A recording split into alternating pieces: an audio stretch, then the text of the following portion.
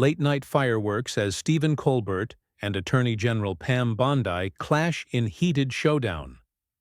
Colbert's attempt to corner Bondi on Trump loyalty backfires spectacularly as she delivers an unexpected response that leaves the studio in shocked silence. What started as typical late-night comedy quickly spiraled into the most tense interview of the year. The bright lights of the Late Show studio glowed as the audience cheered wildly. Stephen Colbert, with his signature smile, adjusted his blue tie and looked directly into the camera. Tonight we have a very special guest joining us. She's been in the news quite a bit lately for her strong defense of President Trump's policies. Please welcome the United States Attorney General, Pam Bondi. The applause was mixed with a few boos as Pam Bondi walked onto the stage. She wore a crisp red suit and smiled confidently, waving to the audience before taking her seat across from Colbert. "Welcome to the show, Attorney General Bondi," said Colbert, his voice carrying a hint of mischief that regular viewers would recognize as his setup tone. "It's not often we have someone from the Trump administration brave enough to enter what the president calls enemy territory." The audience laughed, but Bondi didn't flinch. "Well, Stephen, I believe in talking to all Americans, not just those who already agree with me. That's how real conversations happen." Colbert nodded, appearing to appreciate her response, but then leaned forward. "So let's talk about your defense of the president during last month's press conference. You said, and I quote, 'The president's border policies are working exactly as intended.' Yet, reports show that border crossings are actually up by 15%. How do you square those two things?" The audience murmured as they sensed the shift to a more serious topic. Bondi didn't miss a beat. "Those numbers are being misrepresented, Stephen. When you look at the full data set rather than cherry-picked statistics, you'll see that illegal crossings in high-risk areas are down by 20%, and we've increased the number of proper asylum applications by 30%. That's exactly what we intended. Safer, legal immigration." Colbert wasn't satisfied. "But isn't it true that your office has been pushing for stricter policies that many legal experts say might not be constitutional? I mean, before you joined the administration, you had different views on executive power." The audience oohed at the obvious jab. "Actually, Stephen," Bondi replied, leaning forward herself now, "I've been consistent throughout my career. The difference is that now I have access to information that most legal experts, and certainly most talk show hosts, don't. When you see the full intelligence briefings about threats at the border, it changes your perspective." Colbert's eyebrows shot up. "So you're saying I don't know what I'm talking about?" "I'm saying that comedy and governance are different jobs," Bondi said with a slight smile. "And with all due respect, only one of us has been elected or appointed to the latter." The audience gasped, and then a few people clapped, seemingly impressed. By her comeback, Colbert, who rarely found himself on the defensive, quickly shifted gears. "Let's talk about your defense of the president's comments about the election. You said there was nothing inappropriate about his suggestion that we might need to rethink how votes are counted. How is questioning the election process itself not inappropriate for a sitting president?" The tension in the studio was building. This was moving beyond the usual late-night banter into something more heated. "What the president actually said," Bondi replied, her voice firm but controlled, "was that we need to ensure every legal vote is counted properly. That's not questioning the process, that's defending it. Every American should want election integrity." "But the words 'rethink how votes are counted' certainly sound like questioning the process," Colbert pressed. "Context matters, Stephen." And in the full context of his remarks, the president was talking about updating outdated systems and ensuring security. "Would you prefer we use voting machines from 2002? The audience laughed, and Colbert seemed momentarily thrown off his rhythm. "I'd prefer we not have the president hinting at disregarding votes he doesn't like," he responded, his tone becoming more serious. Bondi's expression hardened. That's exactly the kind of mischaracterization that damages public discourse. The president never said or hinted at any such thing. What he advocated for was transparency and security. Those are principles everyone should support, regardless of party. Colbert tried to interject, but Bondi continued. You know, Stephen, this is exactly what frustrates Americans. When someone like you, with your platform and influence, takes statements out of context and twists them to fit a narrative. The audience was completely silent now, watching the exchange with rapt attention. This wasn't the usual light-hearted celebrity interview they were used to. I'm not twisting anything, Colbert defended himself. I'm quoting the president directly. You're quoting selectively, Bondi countered, and I think your audience deserves the full context. Colbert, clearly wanting to regain control of the interview, forced a smile. We'll take a quick break, and when we come back, more with United States Attorney General Pam Bondi. Maybe we can find something we agree on, like how terrible kale is. The audience laughed nervously as the show cut to commercial, but the cameras caught Bondi shaking her head slightly, clearly not amused by the attempt to lighten the mood. Behind the scenes, producers were scrambling. This interview was going off the rails, and fast. One whispered to Colbert as makeup people touched up both him and Bondi. Maybe ease up a bit? The producer suggested. Colbert nodded, but there was a determined look in his eye. He hadn't become the king of late night by backing down. When the show returned from commercial, Colbert tried a different approach.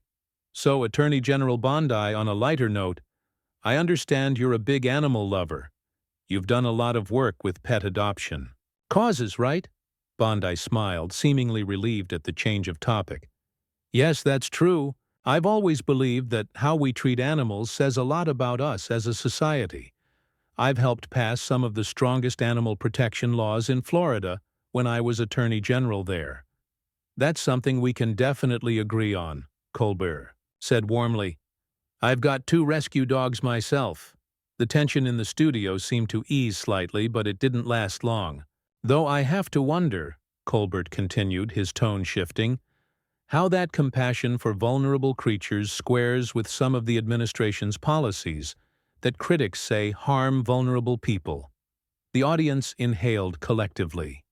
The detour into friendly territory had been short-lived. Bondi's smile faded. I think that's an unfair comparison, Stephen.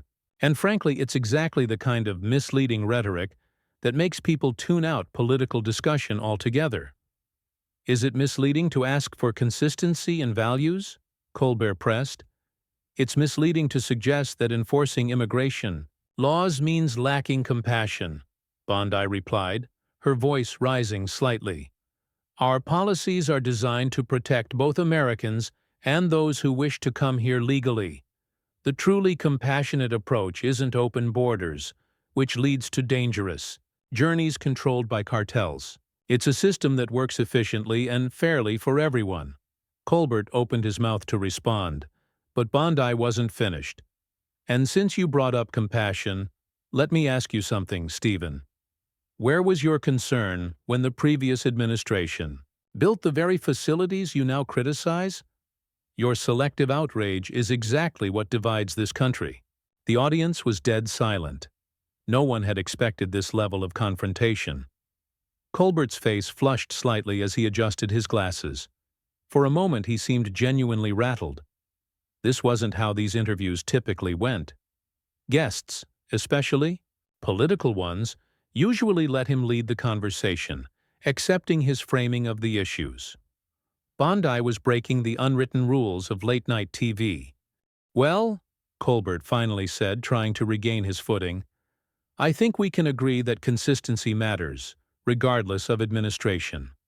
Absolutely, Bondi nodded firmly. So perhaps your show could demonstrate some of that consistency too. A few audience members gasped. Others clapped hesitantly, unsure if they were allowed to support her point. Let's move on, Colbert said, flipping through his note cards with unusual nervousness. Your department recently filed a lawsuit against several tech companies for what you called unfair censorship practices. Critics say this is just the administration trying to bully companies that remove harmful content. What's your response? Bondi crossed her legs and leaned back slightly in her chair, appearing completely at ease despite the hostile environment. My response is that those critics haven't read the actual lawsuit, she said calmly. This isn't about protecting harmful content. It's about ensuring that the public square, which these platforms have become, remains open to all legal speech, regardless of political viewpoint. But don't private companies have the right to set their own rules? Colbert challenged. Private companies that function as monopolies and receive special government protections under Section 230 have special responsibilities, Bondi replied without hesitation.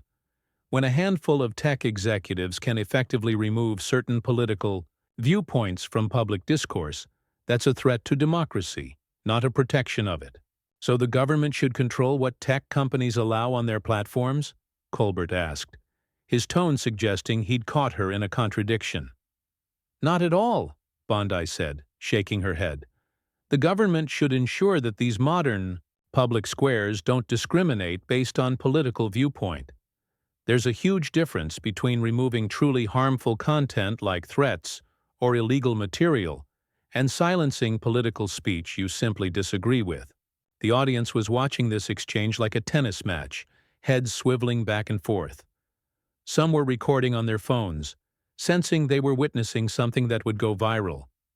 But who decides what's political speech versus harmful content? Colbert pressed. It seems like the administration just wants to protect its supporters from consequences when they post inflammatory things. Bondi's eyes narrowed slightly. That's a rather loaded way to frame the issue, Stephen. The lawsuit clearly outlines how these companies have applied completely different standards to very similar content based solely on who posted it. We have the receipts, as the kids say. A ripple of laughter moved through the audience, surprised to hear the Attorney General use such casual language. Speaking of different standards, Colbert said, seizing the opportunity, you defended the president last week when he called a reporter disgraceful and an enemy of the people for asking about discrepancies in the federal budget. How is that acceptable behavior from the leader of the free world? First of all, I'd like to correct the record. The president called that specific line of questioning disgraceful, not the reporter personally. And he said, pushing false narratives makes the press an enemy of the people, which is quite different from your characterization. But the effect is the same, Colbert insisted. He's intimidating the press. Answering tough questions is not intimidation, Stephen. It's accountability. The press has every right to ask hard questions, and the president has every right to push back when those questions are based on false premises. So you're saying the budget discrepancies don't exist? Colbert asked incredulously. I'm saying that particular reporter was comparing preliminary numbers to final numbers from different fiscal quarters, creating an apples to oranges comparison that was fundamentally misleading. Any first-year accounting student would have spotted the problem. The tension in the studio was palpable. Members of the audience were shifting uncomfortably in their seats. This wasn't the amusing, light-hearted political ribbing they had come to see. Let me ask you something, Stephen, Bondi continued, leaning forward. Do you prepare for these interviews by reading the primary sources, or do you just read what other media outlets say about them? The question hung in the air like a gauntlet thrown down. Colbert's eyes widened slightly as he realized she was directly challenging his preparation and professionalism.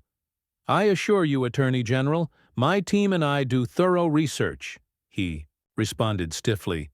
Then surely you've read the full transcript of the president's speech on election security, not just the 3 sentences that got circulated on social media. Colbert hesitated just a fraction too long. That's what I thought, Bondi said quietly. And that's exactly the problem with our media landscape today. The audience murmured. Some people were nodding along with Bondi now. Colbert's producer was making frantic gestures from the side of the stage, drawing a finger across his throat. This wasn't going according to plan at all. "We'll take another quick break," Colbert announced, his smile not quite reaching his eyes. "More with Attorney General Pam Bondi when we return." As soon as the cameras stopped rolling, both Colbert and Bondi removed their microphones and stood up. "Perhaps we could steer this conversation in a more productive direction," Colbert suggested, quietly. "I thought we were having a productive conversation," Bondi replied. "Just not the one you planned to have." The makeup artists rushed in, dabbing sweat from Colbert's forehead and touching up Bondi's already perfect appearance. The tension between them was even more apparent off-camera. "Look," Colbert said in a hushed tone, "my viewers tune in for entertainment, not political debates." "And yet you ask political questions," Bondi observed. "If you want softball answers, maybe stick to asking actors about their new movies." Colbert's jaw tightened, but before he could respond, the floor director was counting down. 3, 2, 1. The red light on the camera blinked on, and Colbert turned to face it with a renewed smile, the consummate professional despite his obvious frustration. "We're back with Attorney General Pam Bondi. Before the break, we were discussing media responsibility. Attorney General, you've been critical of how the media covers this administration. What would fair coverage look like, in your view?" This seemed like safer territory, but Bondi wasn't interested in softballs. "Fair coverage would start with accurate quotations in their full context," she began, "and would apply the same standards, regardless of party affiliation. It would distinguish between news and opinion, and it would focus more on policy impacts than personality conflicts." "That seems reasonable," Colbert conceded, "though I'd argue that personality matters when we're talking about leadership." "Of course it does," Bondi agreed. "But fixating on tweet wording while ignoring policy successes isn't about personality. It's about distraction. Did you know unemployment is at a historic low in multiple demographics right now?" "I did," Colbert said. But that doesn't drive ratings like outrage does," Bondi finished for him. The audience was captivated now. This wasn't just another political interview. It was becoming a referendum on the media itself, including shows like Colbert's. "You know," Colbert said, his voice taking on an edge, "for someone criticizing the media's tone, your administration has some of the most divisive rhetoric I've ever heard." "Examples?" Bondi challenged. "The president literally called his opponents enemies of America last month at a rally. He called their policies harmful to America, not the people themselves enemies," Bondi corrected. "Again, context matters." "The audience gets the message either way," Colbert insisted. "Just like your audience gets your message when you imply I'm a hypocrite for caring about animals but not people," Bondi countered. "That's the kind of cheap shot that poisons discourse." The audience was completely silent, the tension in the studio thick enough to cut with a knife. Even the cameramen exchanged glances, sensing they were witnessing something unprecedented in late-night television history. Colbert's face flushed as he struggled to maintain his composure.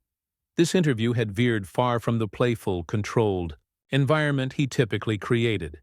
He cleared his throat, buying a moment to think. "Look, Attorney General Bondi, I think we both want what's best for America.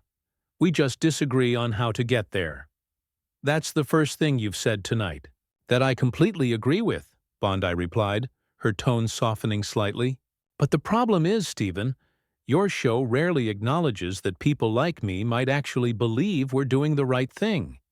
Instead, you paint us as either stupid or evil." The words hung in the air. Some audience members nodded in agreement, while others shifted uncomfortably in their seats.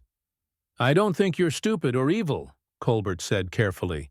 "I think some of the policies you defend have harmful consequences, whether that's the intention or not." "Then why not discuss those specific consequences instead of making jokes about my character?" Bondi asked. "You asked me here supposedly for a conversation, but it feels more like an ambush designed to create viral clips for social media." Colbert looked genuinely taken aback. That's not, isn't it? Bondi interrupted. Your first question was framed to make me look like a hypocrite. Your second question misquoted the president. If this were a courtroom, I'd be objecting to leading questions and mischaracterization of evidence. A few people in the audience actually applauded.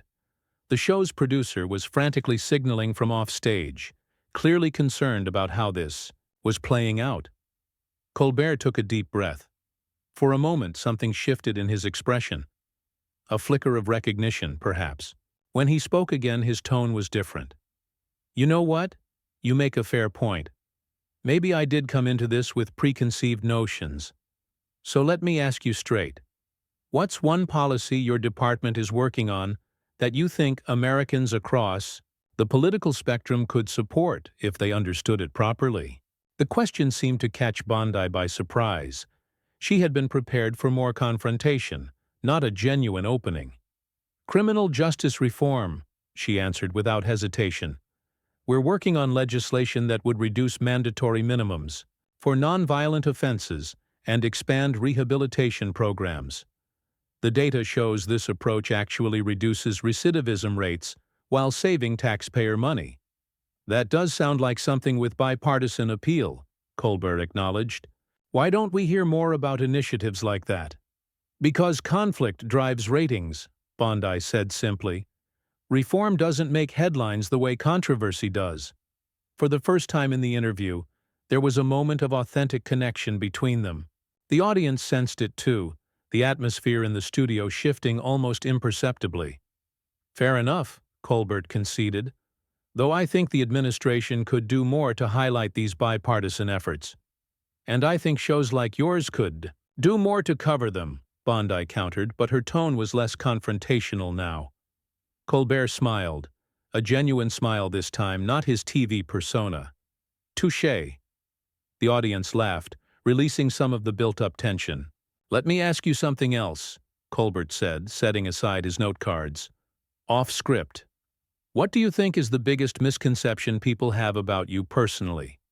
Bondi seemed to consider the question carefully. That I don't care about the people my policies affect.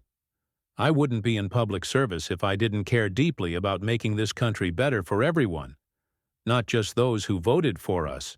Even those of us who make jokes at your expense? Colbert asked with a self-deprecating smile. Even you, Stephen, Bondi replied with a small smile of her own, though I might enjoy the jokes more if they were actually funny. The audience erupted in laughter and applause. Colbert put his hand over his heart in mock offense, but he was laughing too. I walked right into that one, he admitted. The moment of levity didn't last long, however, as Bondi's expression grew serious again. But joking aside, this is exactly my point. We've spent most of this interview treating each other as caricatures instead of having a real conversation. That's what's happening across our country. People talking past each other, not to each other. You don't think there's value in comedy as political criticism? Colbert asked. Of course there is, Bondi replied. But not when it replaces substantive debate. Not when it becomes an echo chamber that confirms what people already believe without challenging them to think deeper. The audience was completely absorbed now, many leaning forward in their seats. This wasn't what they had expected from a late-night comedy show, but it was undeniably compelling. So what's the solution? Colbert asked, seeming genuinely interested in her answer. How do we move past this polarization? By remembering that disagreement isn't the same as disrespect, Bondi said firmly. By being willing to listen to the strongest version of the other side's argument, not just the straw man version. And by acknowledging that most Americans want similar things: safety, opportunity, freedom, even if we disagree on how to achieve them. The sincerity in her voice was unmistakable. Even audience members who had booed her entrance were listening attentively now. That's actually pretty reasonable, Colbert admitted, though I maintain the right to make jokes about politicians of all stripes. I wouldn't expect anything less, Bondi replied. Just try to make them accurate jokes. "I'll take that under advisement," Colbert said with a nod. "Well, we're almost out of time." Suddenly, a producer rushed onto the stage and whispered urgently in Colbert's ear. His eyes widened in surprise. "Ladies and gentlemen, I've just been informed that this segment has been trending on social media for the past 20 minutes, he announced. Apparently, nobody expected the Attorney General to, what was the phrase? Come with receipts. The audience laughed and applauded. Bondi looked genuinely surprised. "I was just having a conversation," she said with a shrug. "Well, it's a conversation people seem to want more of," Colbert observed, "which is interesting feedback in itself." He turned to face the camera directly. "We're out of time for tonight, but I want to thank Attorney General Pam Bondi for what turned out to be one of the most unexpected and, dare I say, substantive conversations we've had on this show." "Thank you for the opportunity," Bondi replied graciously, "even if it didn't go exactly as planned." "The best conversations rarely do," Colbert admitted. As the audience applauded, Bondi stood to leave. Colbert stood as well, extending his hand. There was a moment of hesitation before she took it, but when she did, the handshake was firm and genuine. "Would you consider coming back sometime?" Colbert asked, surprising both Bondi and the audience. "Maybe we could try again, with less gotcha and more substance." Bondi raised an eyebrow. "Are you sure your viewers could handle that?" "I think they just proved they can," Colbert replied, gesturing to the audience, who had risen to their feet in applause. As Bondi walked off the stage, the cameras caught Colbert watching her go with a thoughtful expression.